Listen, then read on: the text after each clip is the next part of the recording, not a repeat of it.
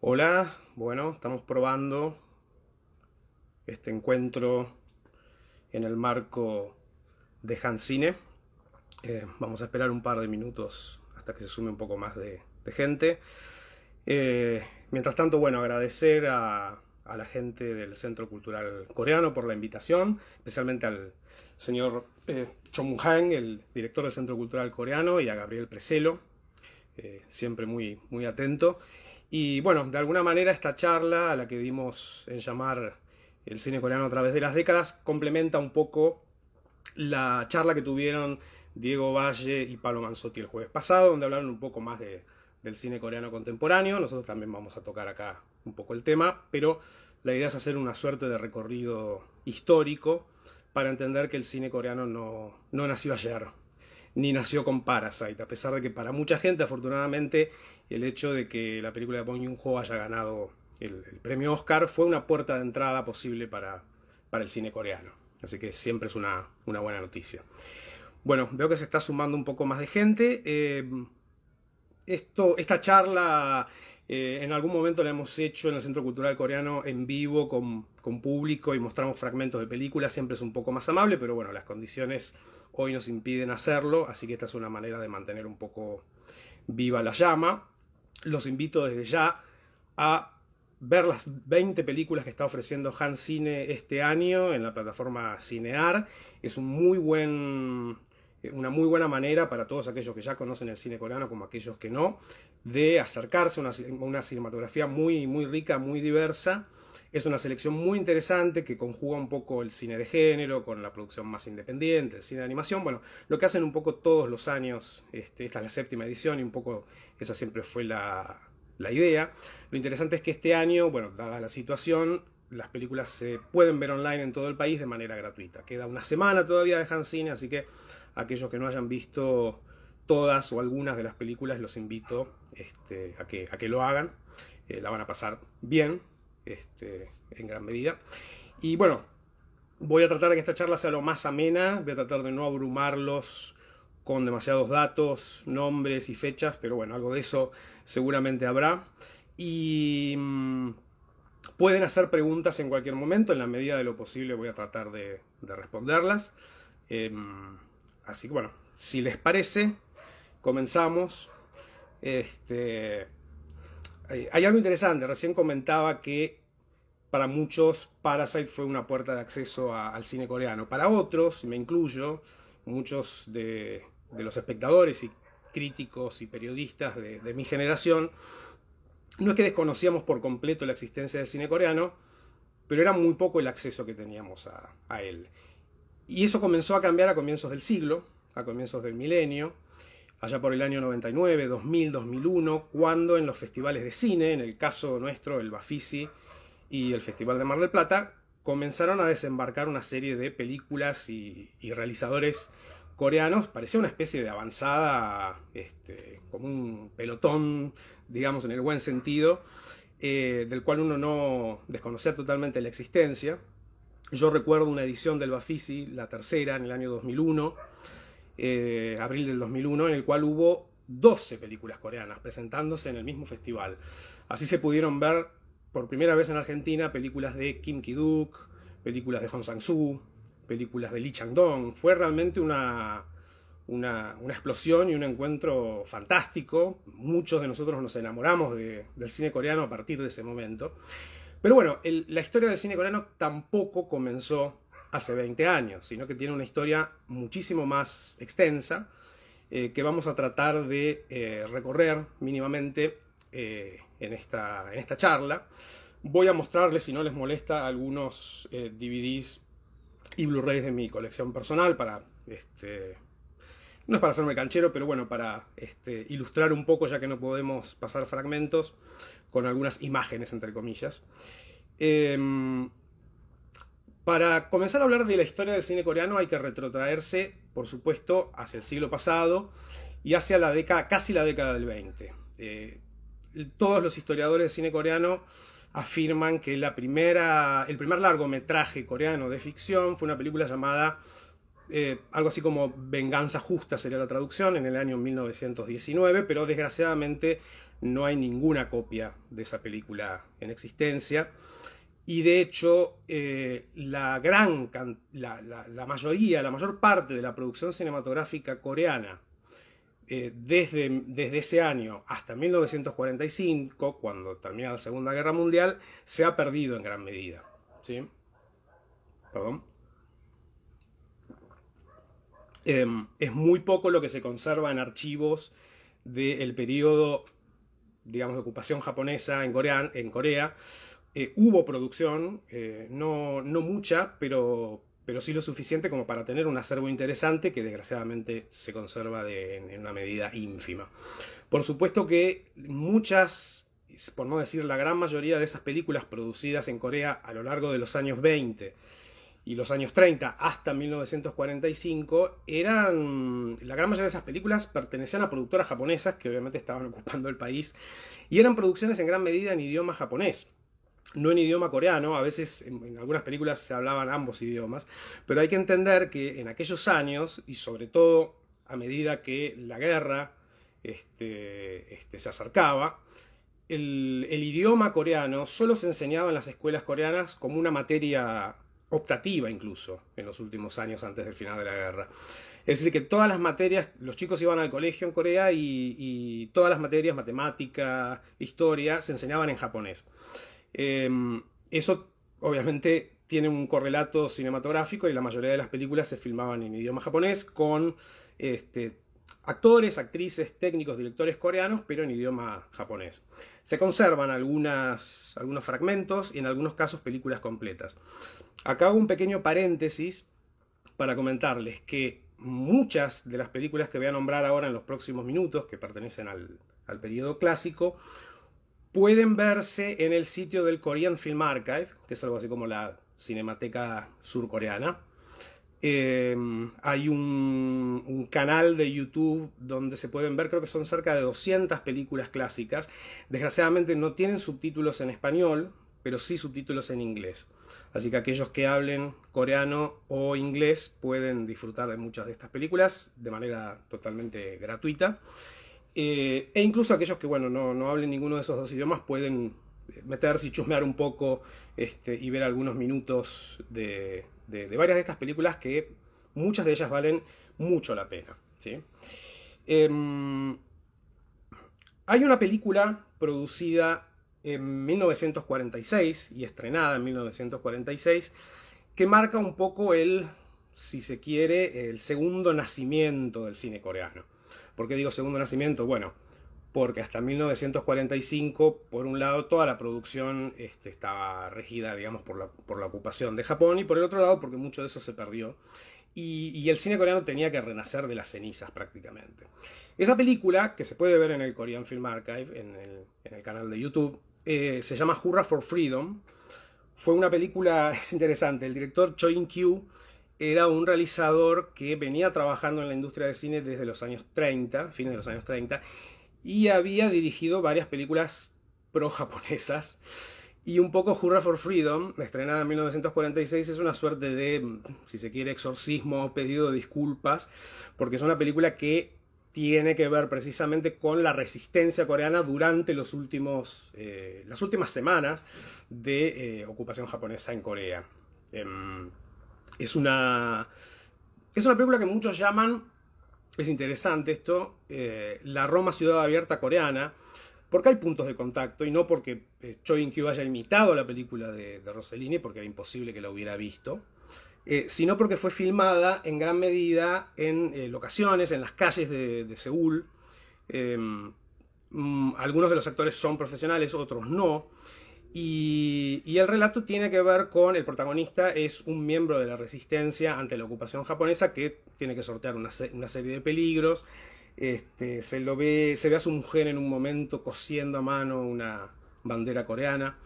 Y bueno, si bien no se conserva en su totalidad, la película duraba aproximadamente 80 minutos y lo que se conserva son 50 y pico. En gran medida puede verse la estructura narrativa y bueno, fue un enorme éxito cuando la película se estrena en Corea en 1946 y obviamente es una película totalmente hablada en coreano, con lo cual me imagino que en gran medida el público que fue a ver esta película al cine pudo escuchar en una película el idioma coreano, como hacía mucho tiempo no podía hacerlo. A partir de ese momento, la industria prácticamente desguazada del cine coreano comienza a rearmarse muy lentamente. 1947, 48, 49 son años donde hay 3 o 4 películas estrenadas por año. Pero bueno, en 1950 estalla la guerra civil, la guerra de Corea, que va a durar 3 años, que va a ser muy sangrienta, va a generar no solo una gran cantidad de muertos, sino una división terrible en la sociedad y una división física real concreta de Corea en 2 países, ¿no?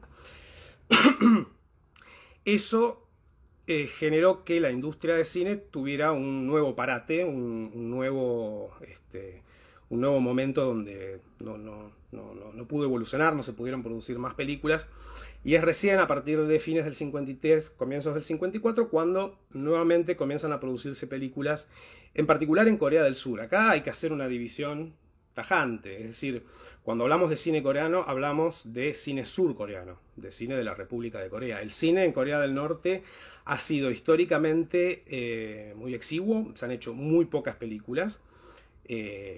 Existen películas, se hicieron películas, y de hecho yo recuerdo estuve 2 veces en el Festival de Pusan, y en el segundo viaje, en el año 2007, hubo un programa de 10, 12 películas norcoreanas, y era la primera vez en la historia que se exhibía en un festival o en una sala de cine en Corea del Sur una película norcoreana. Pero bueno, la producción es muy escasa en Corea del Norte, así que nos vamos a referir obviamente a la República de Corea, Surcorea, Corea del Sur. Bueno, es a partir de 1954-55 que nuevamente empieza a ponerse en movimiento la industria, y hay un par de películas esenciales que les recomiendo y que pueden verse también en el canal de YouTube del Korean Film Archive. Ambas dirigidas por el mismo realizador, Han Hyun-mo, que es una especie de pionero del comienzo de lo que se llama el periodo de oro del cine coreano, ¿sí? Que abarca toda la década del 60, finales de los 50 y toda la década del 60, que fue un periodo, yo diría, tan rico, tan vital y tan interesante como el actual, ¿sí? Así que ahí hay un universo a descubrir para aquellos que les interese el cine clásico. Han Hyun-mo dirigió en toda su carrera unas 9 películas, pero hay 2 que son centrales en la explosión del cine coreano de aquellos tiempos. La primera es del año 54, se llamó The Hand of Fate, la mano del destino, sería la traducción. Perdonen mi pronunciación de los nombres coreanos, y no voy a pronunciar los nombres de los títulos de las películas en coreano para no pasar vergüenza. Los nombres en inglés son los títulos internacionales con el cual se conocen las películas. La mano del destino es una película muy interesante porque, por un lado, era un melodrama. Es un melodrama. Si hay 2 terrenos, 2 universos que van en los cuales uno puede dividir el cine coreano clásico en el segundo lustro de los años 50, es el melodrama por un lado y la comedia por el otro. Pero ya en muchas de esas películas aparecen otros géneros un poco hibridados, que va a ser una de las marcas de estilo de mucho cine coreano contemporáneo de género. Y esta película, The Hand of Fate, La mano del destino, es un melodrama. Hay una trama romántica, por supuesto, entre un hombre y una mujer, pero también es un relato de espionaje. Los protagonistas son, por un lado, un miembro del servicio secreto de Corea del Sur que se hace pasar por estudiante universitario, y una espía norcoreana que se hace pasar por prostituta infiltrada en Corea del Sur. Y bueno, la trama tiene que ver con el encuentro de estos 2 personajes sin saber mutuamente qué es cada persona. Es decir, estos 2 personajes se enamoran sin saber que uno es un espía y otro es un miembro de inteligencia. Y es interesante porque recuerda mucho a una película que décadas después, en 1999, va a ser una de las puntas de lanza del resurgimiento del cine coreano actual, que es Shiri. Después voy a hablar de esa película, donde también hay una relación entre una espía de Corea del Norte y un miembro, no me acuerdo, no era de inteligencia, pero era un miembro de algún grupo de élite militar. Es una película muy interesante que obviamente termina con la muerte de la espía. Es imposible que una espía norcoreana sobreviva en una película de 1954 hecha en Corea del Sur. Pero la muerte, digamos, tiene todos los condimentos, digamos, del melodrama clásico y me imagino a muchos espectadores llorando a moco tendido en la sala. Fue una película muy exitosa, pero no tanto como la película que Han Hyun-mo dirige al año siguiente, que es Madame Freedom, Señora Libertad, podría ser la traducción. Otro melodrama, totalmente, en este caso, desembosado, donde la protagonista es... les voy a mostrar el... perdón. Me olvidé de mostrarles. Esta es la edición del Korean Film Archive de Hurrah for Freedom. Y esta es la edición del Korean Film Archive de Madame Freedom. Esta es la actriz protagonista. Esta chica es una esposa y ama de casa y madre, un poco cansada de las condiciones, digamos, de la vida en matrimonio. No cuento el final. No cuento el final. Perdón que conté el otro, pero era importante para digamos, la lógica de lo que estaba queriendo señalar. La protagonista es una esposa, ama de casa, madre, cansada de su vida. Además, una mujer joven, más joven que el marido, que comienza a ir con un vecino, comienza a ir a una serie de clases de danza y a una especie de boate, de boliche bailable, que evidentemente no es muy bien, no era muy bien visto ni por la sociedad ni por su marido especialmente. Y es una película que pone en tensión, de manera indirecta pero muy clara, los cambios que se estaban dando en la sociedad de Corea del Sur. Corea del Sur ya estaba occidentalizada, pero digamos, los cambios culturales habían sido muy profundos y muy veloces, muy rápidos. Quizás es un poco comparable a lo que ocurrió en Japón a finales del siglo XIX, es decir, nunca hubo una orientalización tan brutal de algún país occidental, pero sí lo opuesto. Y Corea del Sur pasó a ser hay una escena en Madame Freedom donde la protagonista empieza a trabajar en un local donde venden productos de belleza femenina.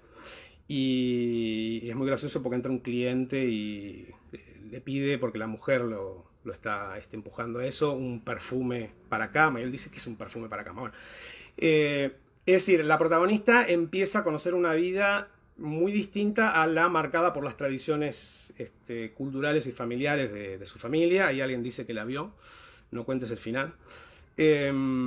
Y bueno, es interesante porque la película juega a dos puntas y por un lado comprende y genera una empatía con el personaje femenino y con su condición y con su estado de rebeldía, pero al mismo tiempo, piensen en el contexto de la época, la película de alguna manera también tiene que tomar el otro camino y decir, ok, debería haber algo intermedio, ¿no? Ni la rebeldía total, ni seguir a pie juntilla los mandatos culturales. Así que es una película muy interesante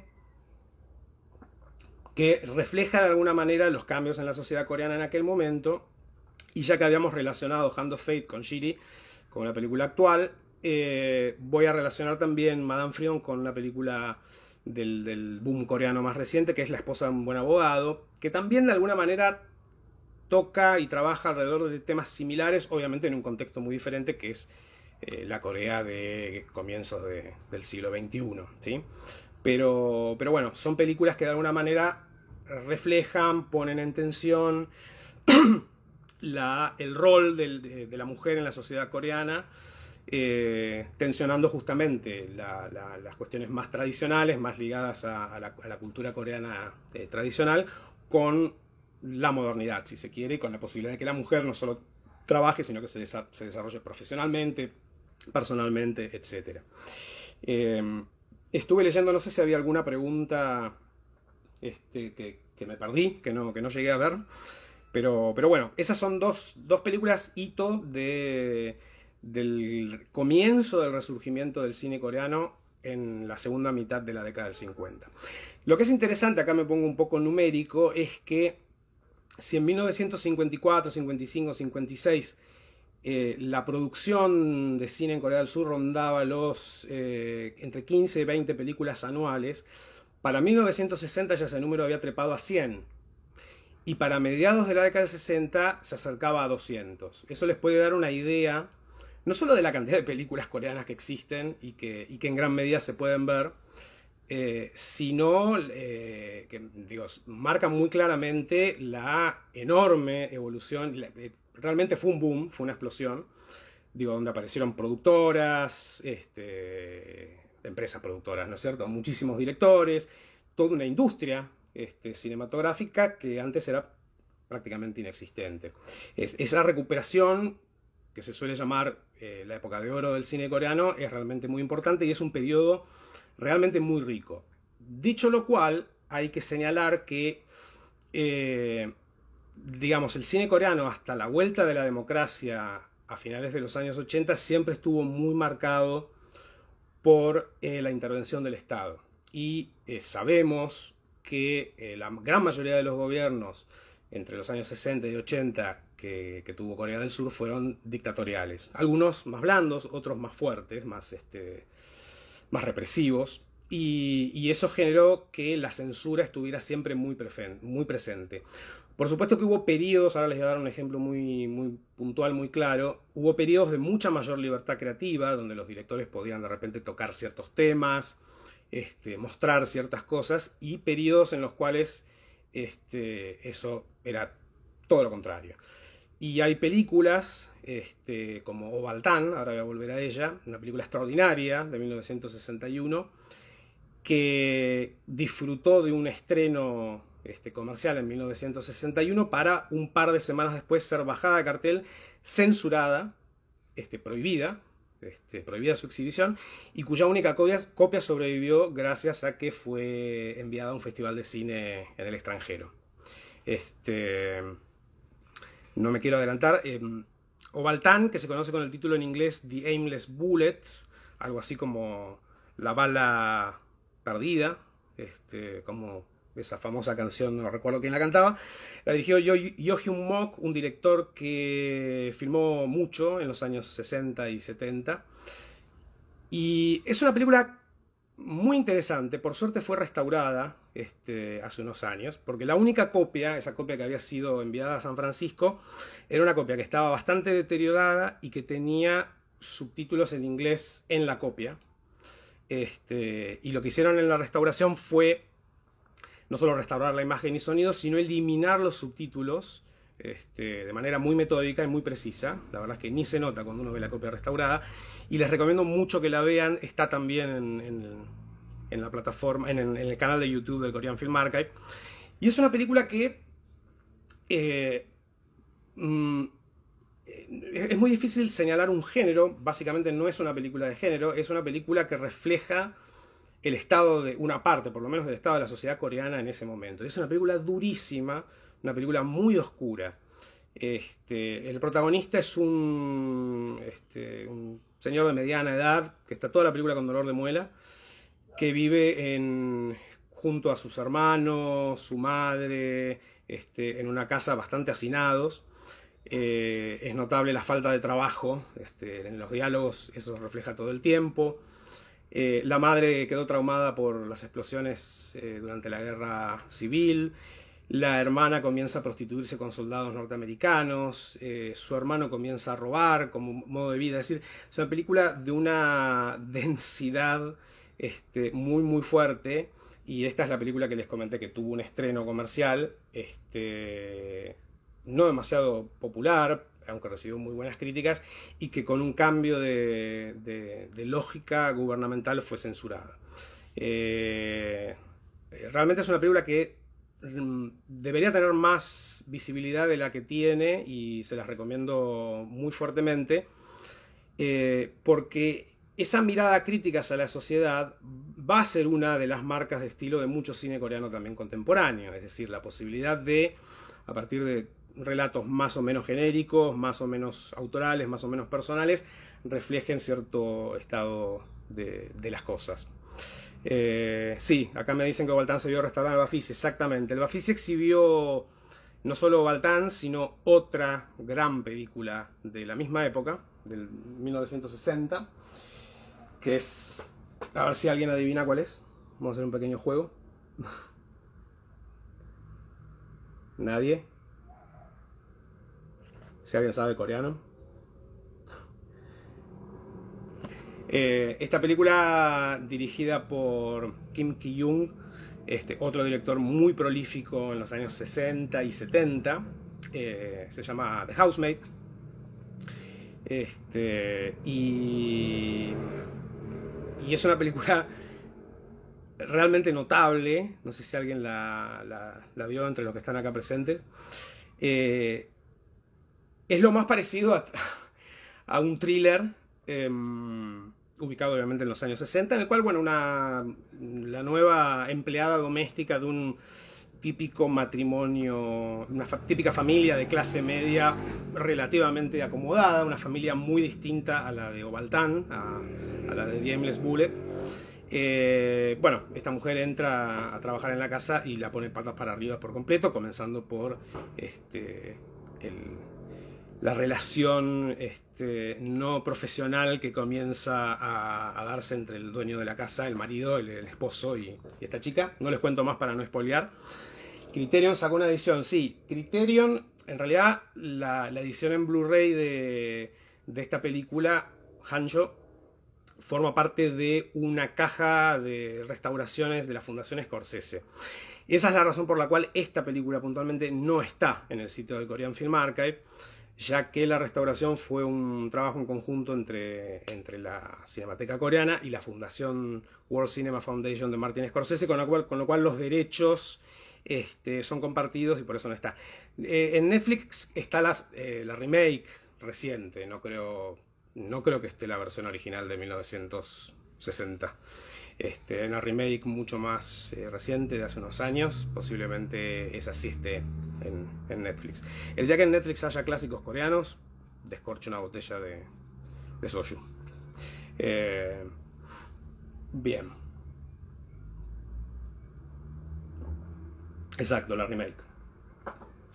Bien. Los años 60 entonces son realmente todas estas películas que estoy nombrando son la punta del iceberg de... saquen la cuenta, 200 películas por año. Esto fue aumentando con el correr de los años 60. Son muchísimas películas, ¿sí? Muchísimas películas que uno puede ver. Después le voy a pedir, ahí están preguntando por el canal de YouTube, le voy a pedir a la gente del Centro Cultural Coreano que a través de un posteo ponga la dirección, ¿sí? Bien. En los años 60 se diversifica además la producción, es decir, junto con el melodrama y la comedia. Acá tenemos, perdón, no voy a hablar de esta película, pero Bajo el cielo de Seúl es una película, una típica comedia coreana de los años 60, costumbrista, digamos, con personajes, si se quiere, prototípicos, y cuyo humor en gran medida está basado un poco en parte en el lenguaje, con lo cual los subtítulos no creo que le hagan los honores a la comicidad verbal. Aquellos que hablen coreano van a tener una idea mucho más precisa y profunda de ese tipo de comicidad.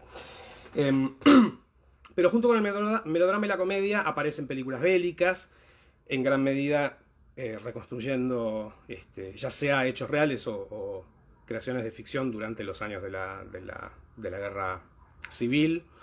Películas de espías, por supuesto. Tengan en cuenta que las tensiones entre Corea del Sur y Corea del Norte han sido constantes a lo largo de todas estas décadas y continúan hasta el día de hoy, más allá de los periodos de acercamiento donde incluso en algunos momentos pareciera que podría haber una posible reunificación. Las tensiones son constantes y nunca terminan de desaparecer. No hay muchos ejemplos de cine de terror en los años 60. Esto va a ser un poco, va a ser un género que va a comenzar a ser explotado en años más recientes, aunque Kim Ki-young, el director de Housemaid, tiene una película de los años 70 que se llama La mujer insecto, no confundir con la película de Imamura, Shohei Imamura, el director japonés del mismo título, que se acerca bastante a lo que uno podría llamar cine de terror. Lo que va a ocurrir en los años 70 es muy interesante. Por un lado, va a ser el periodo de mayor producción histórico en toda la historia de la industria del cine coreano, con una producción que va a superar holgadamente las 300 películas anuales. Por el otro, va a ser salvo excepciones, va a ser el periodo menos respetado y menos querido por los historiadores y los críticos de cine. Y la razón para que eso sea así, si uno podría pensar, bueno, pero si la producción siguió siendo muy grande, si había nuevos directores y demás. Bueno, lo que ocurrió fue que la intromisión, digamos, del Estado en la producción cinematográfica fue total. Por un lado, la idea era, uno puede suponer, de buena fe. Es decir, la idea era potenciar la producción de cine nacional, con un sistema de cuota, no solo de cuota de pantalla, después vamos a hablar un poco de eso cuando hablemos de tiempos más recientes, sino de cuota de producción. Es decir, que por cada película extranjera que se estrenaba en las salas coreanas tenía que haber X cantidad de películas nacionales, es decir, coreanas. Esa relación numérica llegó a ser de 1 a 14, es decir, por cada película extranjera que se estrenaba tenían que estrenarse 14 películas coreanas. El problema, perdón que me meta en un tema industrial, pero tal vez a algunos de ustedes les interese, el problema fue que las mismas empresas productoras, que no eran más de 15, las que tenían autorización para producir películas, eran las mismas empresas que podían importar películas extranjeras. Entonces, para que una productora barra distribuidora estrenara, por ejemplo, El Exorcista, por poner un ejemplo, o Tiburón, tenía que producir 14 películas locales. Y como la película exitosa iba a ser inevitablemente Tiburón, El Exorcista, La Guerra de las Galaxias, muchas de estas películas, estas 14 películas que se producían para compensar la importación de una película extranjera, eran hechas para generar, digamos, para cubrir la cuota. Y eso empezó a generar, digamos, una sobreproducción de largometrajes que no eran respetados ni por la crítica ni tenían una repercusión en el público. Con lo cual se generó una especie de trampas 22, de situación un poco particular, donde la gran producción de películas no estaba acompañada ni por la calidad ni por la respuesta del público. Y eso fue en gran medida con parches y con algunos cambios a lo largo de toda la década del 70, que fue, a su vez, hay que decirlo, un periodo bastante represivo en Corea, digamos, sobre todo en el periodo presidencial del presidente Park, que dicho sea de paso, hay una película muy, muy interesante, The President's Last Bang, una película del año, esperen que me la había anotado acá, ya tiene unos cuantos años, pasaron muchísimos años, 2005 ya, impresionante, de la película de Im Sang-soo, que de una manera muy satírica, con mucho humor, reconstruye los últimos días de vida del presidente Park. Bueno, el asesinato del presidente Park y el cambio de gobierno, digo, no fue mucho más laxo. Y esta situación continuó un poco durante la primera mitad de la década del 80, mientras que de alguna manera empezaban a darse algunos cambios y un acercamiento hacia una posible democratización de la sociedad surcoreana después de muchos años de dictaduras. Recordemos que en HanCine en este momento se puede ver una película que de manera ficcional y con elementos de la comedia, del drama histórico y también del thriller, reconstruye la tristemente célebre masacre de Gwangju, que es un taxista, película que les recomiendo mucho si no la han visto, que estuvo en el Festival de Mar del Plata y creo que se exhibió en HanCine el anteaño, si mal no recuerdo. Protagonizada por Song Kang-ho, que es, digamos, un poco el embajador actoral del cine coreano. Sí, creo que lo dijeron el otro día Diego Valle y Manzotti, es como el Ricardo Darín, digamos, coreano. Gran actor y que ha estado en infinidad de películas, ¿sí? Muy bien. Esa lenta democratización terminó, digamos, generando cambios sustanciales en la sociedad recién a finales de los años 80 y comienzos de los 90. Y ahí comienzan a aparecer los primeros indicios de que ese estancamiento en el cine coreano, más allá del gran nivel de producción, que en los 80 fue bajando, podía llegar a tener un nuevo surgimiento, un nuevo nacimiento. Un pequeño paréntesis acá. Hay que entender también, cuando uno piensa en el cine coreano de los años 50, 60, 70 y 80, que en líneas generales era un cine de consumo interno. Es decir, a diferencia del cine japonés o el cine de Hong Kong, que se exportaba, desde, en el caso de Japón, los autores más importantes, Kurosawa, digamos, Ozu Mizoguchi, etc. En el caso de Hong Kong, el cine de artes marciales en particular, pensemos en, Bruce Lee, por ejemplo, no solamente en él, pero bueno. A diferencia de las cinematografías de esos dos países, la cinematografía surcoreana no tuvo, salvo excepciones, una exposición internacional. Tal vez el único director que a partir de fines de los 70 comenzó a recorrer festivales internacionales es Shin Kwon-taek, un director que había comenzado a filmar en los años 60 y que con Mandala, una película de 1981, comenzó a ser una figura, no con todas sus películas, pero sí con algunas, una figura constante en festivales de cine internacionales. El único director coreano conocido en gran medida afuera de su país. Esto lo comento para que hagan un correlato con lo que va a ocurrir a partir de finales de la década del 90 y comienzos de los 2000. Es decir, cuando el cine coreano realmente desembarca a nivel internacional, ¿sí? Muy bien, acá entramos en un terreno que es un poco, digamos, no es tan sencillo entender y dar las razones por las cuales se produjo el boom del cine coreano en 20 años atrás. Hay muchas razones, probablemente esas razones confluyeron, y tampoco creo que, pues he hablado mucho de la cuota de pantalla del cine coreano, no creo que tampoco se puedan trasladar a otras cinematografías.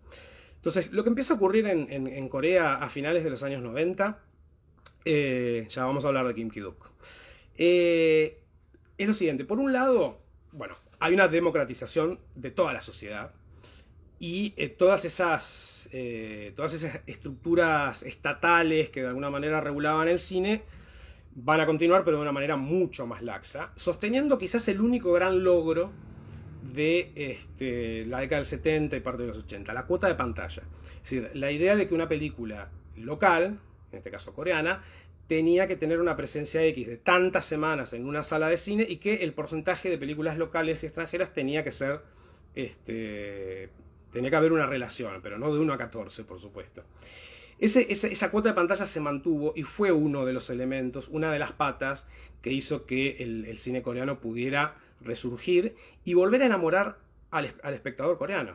Porque eso es lo interesante. Si el espectador coreano le había dado un poco la espalda al cine de su país en los 70 y en parte también en los 80, eso se revirtió por completo, a tal punto que, lo sabemos, cuando uno mira las listas de las películas más vistas a lo largo del año en Corea, la gran mayoría de los primeros números están ocupados por películas locales. Es decir, el público coreano va al cine a ver películas coreanas, también extranjeras obviamente, pero responde muy bien al cine nacional, ¿sí? Así que ese es un elemento central en el resurgimiento del cine coreano reciente. Otro elemento para nada menor fue la explosión de las escuelas de cine. Muchísimos jóvenes comienzan a estudiar carrera de dirección, la carrera de producción, la carrera de guionista, y luego de 2 o 3 camadas de estudiantes ya recibidos, empieza a haber la aparición de una gran serie de jóvenes realizadores que debutan en el largometraje y que siguen un recorrido muy diferente al que históricamente tenía el director de cine en Corea, que era el de trabajar en la industria.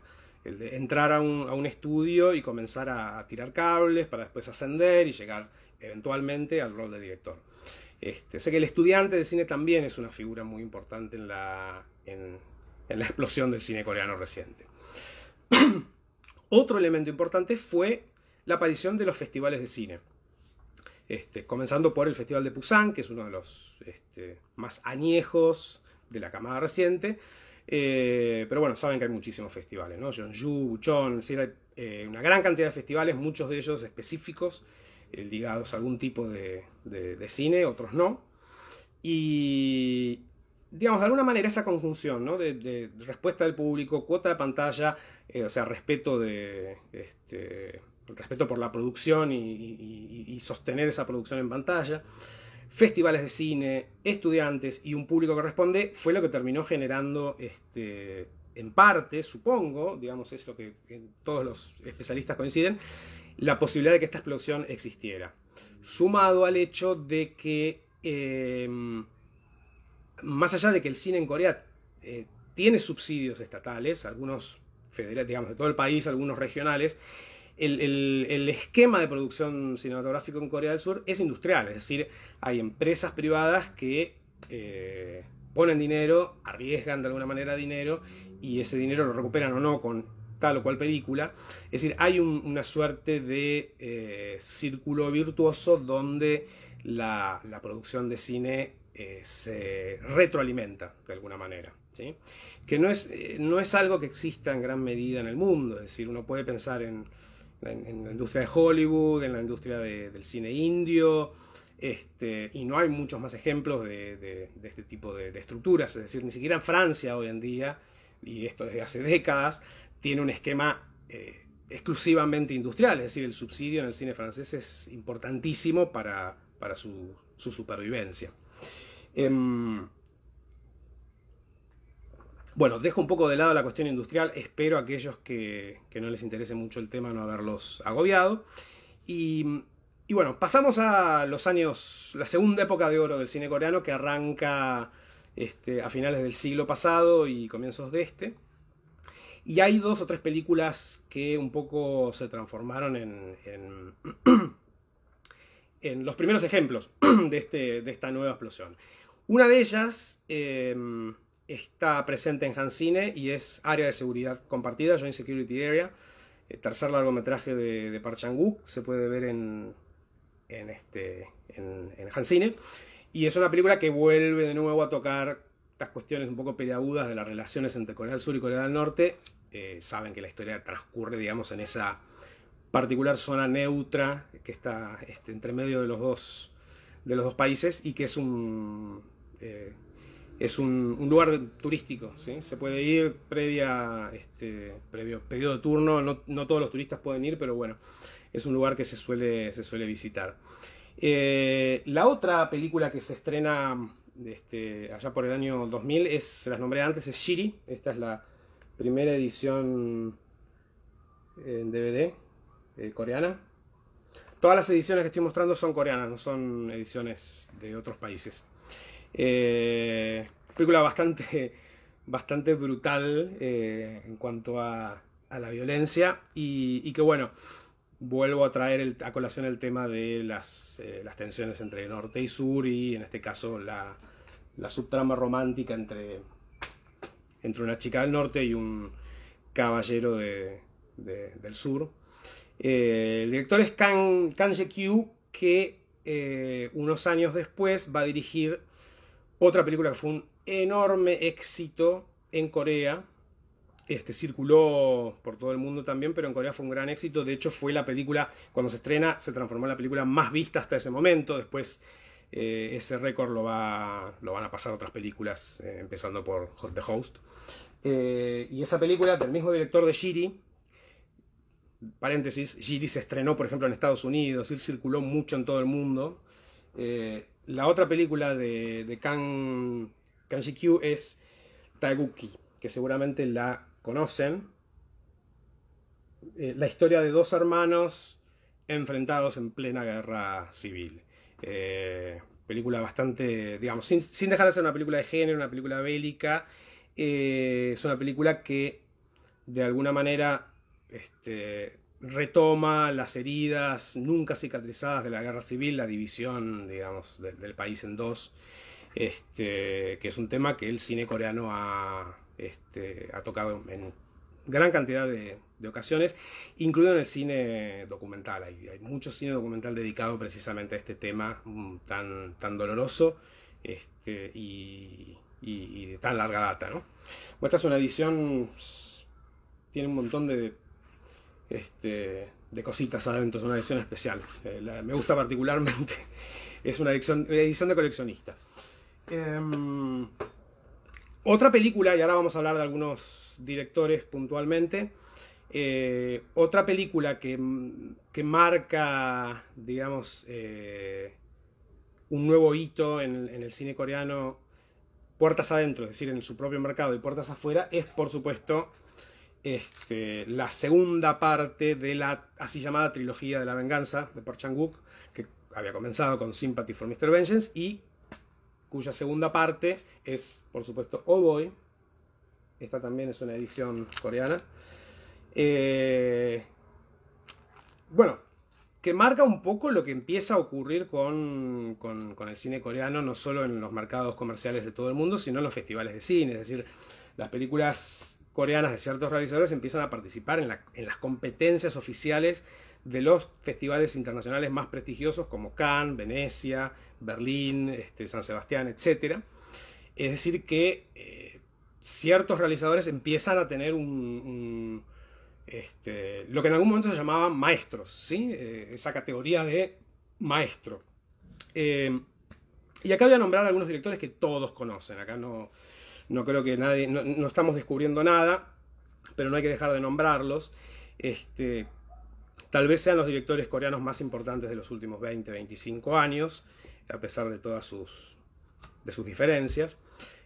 Bueno, comencemos obviamente por Hong Sang-soo, un director muy prolífico, supongo que todos lo conocen, un director que nunca, digamos, un director-autor en el sentido más estricto de la palabra, y alguien que nunca ha abandonado una forma de producción muy pequeña, muy independiente, incluso cuando ha trabajado con actores estrellas internacionales como Isabelle Huppert. Su esquema de producción es siempre muy reducido, muy pequeño, muy personal y hasta les diría íntimo. Y a lo largo de las 20 y pico de películas que ha creado desde finales de los años 90, Hong Sang-soo ha sido absolutamente fiel a sí mismo y a nadie más. Algunos dicen que siempre hace la misma película. Creo que no. Lo mismo uno podría decir del cine de Ozu o del cine de Eric Romer. En realidad, digamos, en muchas películas de Hong Sang-soo lo que uno nota es que hay una reelaboración de temas, situaciones, personajes, etc. Eso es cierto, pero a mí me resulta, es un cine fascinante y sus mejores películas son, no tengo empacho en decirlo, obras maestras. Otro director, autor en un sentido estricto, y autor en doble sentido porque también es escritor, es Lee Chang-dong. Lee Chang-dong, quien estuvo en la Argentina en el Bafisi, allá por el 2001, el año del desembarco en el Bafisi, como jurado oficial, y también para presentar su producción de cine hasta ese momento. Lee Chang-dong fue un escritor muy importante de la generación de escritores de los años 80, que en algún momento se pasó al cine y lo bien que hizo, porque realmente todas sus películas son extraordinarias, comenzando por, bueno, su segunda película, Peppermint Candy, que me sigue pareciendo realmente notable, siguiendo por Oasis, Poesía, que acá se estrenó. La única película que se estrenó comercialmente en la Argentina es Poesía, con el título Poesía del Alma, título bastante rococó, pero bueno. Y su última película, Burning, extraordinaria, sí está en Netflix. Una de las pocas películas coreanas de autor que están disponibles en Netflix. En Netflix hay mucho cine coreano, pero en líneas generales lo que más puede verse es cine de género. Por supuesto también está Parasite. ¿Sí? Bueno, Lee Chang-dong, otro director imprescindible. Kim Ki-duk, que comenzó a filmar antes que ellos, ya a mediados de los años 90. Un director en algún momento muy prolífico y muy interesante. Para mí, esto es a título personal, su cine empezó a perder un poco de interés en los últimos tiempos. No sabemos muy bien qué ocurrió. Hubo una denuncia de abuso sexual hace un año y no sé si su carrera se paralizó para siempre o no, pero bueno, esto al margen. Pero bueno, en algún momento yo recuerdo la exhibición de La Isla, The Isle, en el Bafisi, también en el año 2001. Película también muy brutal, muy extrema y al mismo tiempo muy romántica. El cine de Kim Ki-duk en muchos casos tenía un romanticismo extremo. Romanticismo en el sentido narrativo, no romántico en el sentido de amor de pareja. Por supuesto, y acá es interesante porque acá aparecen estos directores que todos conocemos también, que tienen un pie en el cine de género, en géneros populares, y un pie en el cine más autoral, que es una marca de estilo de mucho cine, digamos, que hacía Hitchcock, que hacía John Ford. Películas de suspenso, westerns, digamos, cine popular, pero al mismo tiempo absolutamente personales. Es el caso de Park Chan-wook, por supuesto, y Bong Joon-ho, ¿no? Bong Joon-ho, por ejemplo, para mí su obra maestra, su mejor película sigue siendo Memories of Murder. Es un policial extraordinario, allá por el año 2002-2003. Pero bueno, con películas como The Host, como con Parasite, digo, que haya ganado no solo la Palma de Oro, sino el Oscar, es digamos, un logro, no necesariamente, o sí en parte artístico, pero también, digamos, de presencia en el circuito más industrial del cine, ¿no es cierto? Lo cual no es un detalle menor. Digamos que Bong Joon-ho de ahora en más puede filmar lo que quiera, como quiera. A pesar de eso, y a pesar de haber coqueteado con el cine en idioma inglés, no daría la apariencia de que le interese mudarse a Los Ángeles y empezar a hacer cine en inglés, lo cual es, creo yo, una muy buena noticia. Bueno, y Park Chan-wook, a quien ya hemos nombrado, se nos está acabando el tiempo, pasó rápido, realmente. Y a ver si tengo algo más para mostrarles. Ah, sí, perdón. Nunca dejo de mostrar una de mis películas favoritas de la explosión del boom coreano ya por 2001, que es The Foul King, película de Kim Ji-won. La historia de un típico empleado burócrata que bueno, se interesa por el catch y empieza a pelear con esta máscara. Y la edición incluye una suerte de máscara de catch parecida, bueno, igual a la que él usa, pero en realidad es una, no sé cómo se llama, es una cofia para ducharse. Nunca la usé, la tengo cerrada, en algún momento la usaré o no. En fin, Kim Ji-won esta fue su segunda película. La primera película, The Quiet Family, es muy interesante, si la pueden rastrear, véanla, y es la película que 2 años después rehace Takashi Miike en Japón como La alegría de los katakuris, perdón.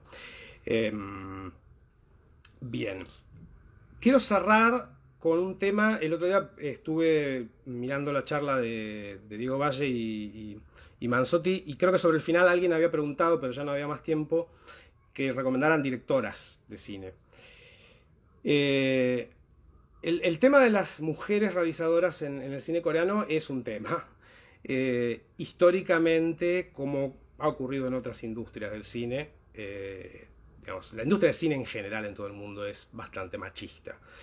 Y si bien hay roles femeninos muy tradicionales, por supuesto las actrices, pero también lo que antes se llamaba cortadora de negativo, bueno, hay muchos roles que las mujeres han ocupado durante décadas. Pero el rol de la directora en el cine coreano es una asignatura pendiente que creo está comenzando a cambiar. Quiero recordar a una de las pocas directoras de cine coreano que vienen trabajando desde los años 90, que es Lee Seong-han, que casualmente es la directora de Camino a Casa, una película del año 2002 que se estrenó en la Argentina en 2003 y fue la primera película coreana estrenada comercialmente en nuestro país. Es también la directora de Art Museum by the Zoo, el museo cercano al zoológico. Gina Kim es otra directora coreana que viene trabajando desde hace más de 15 años, más en el terreno del documental y el cine experimental.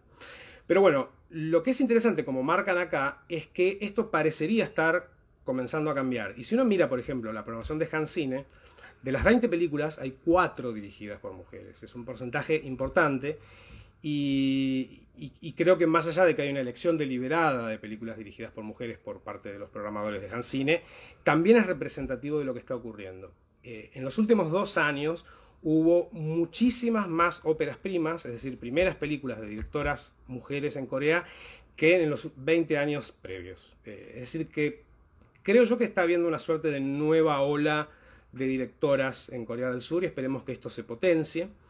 El martes pasado se anunció la programación del Festival de Mar del Plata, que comienza este sábado, el sábado que viene, y en la competencia internacional hay una película coreana también dirigida por una mujer, que es Moving On, de Jung Dan-bi. Así que ya tenemos 5 películas dirigidas por mujeres en el cine coreano reciente. Me parece que es una muy buena noticia que empiecen a sumarse voces femeninas en el rol central que es el de directora. Bueno, muchísimas gracias a todos y a todas por estar escuchándome durante 1 hora sin parar. Espero que haya sido interesante, ameno, que hayan por lo menos, no sé, sacado 1 o 2 nombres que les interese y puedan seguir investigando. Les voy a recordar a la gente del Centro Cultural Coreano que haga un posteo con la dirección del Korean Film Archive, igual creo que alguien ahí la pasó. Y bueno, espero que nos volvamos a encontrar en otra charla, tal vez presencial en algún momento. Y vuelvo a recomendarles que quienes no hayan ingresado a la parte de Hans-Cine de Cinear, que lo hagan. Falta 1 semana para que termine, hay tiempo para ver las 20 películas incluso. Bueno, muchísimas gracias entonces y nos vemos hasta la próxima. Chau, chau.